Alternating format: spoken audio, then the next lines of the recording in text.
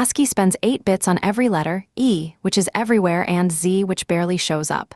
Same cost, wasteful.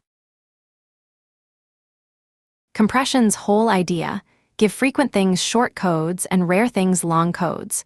Repetition is wasted bits, waiting to be squeezed out. Huffman coding builds this bottom-up. Merge the two rarest symbols again and again into a tree. Frequent letters end up near the root, short codes. Take a word built mostly from a few common letters. Fixed-width ASCII spends the same 8 bits on all of them. Huffman spends far fewer.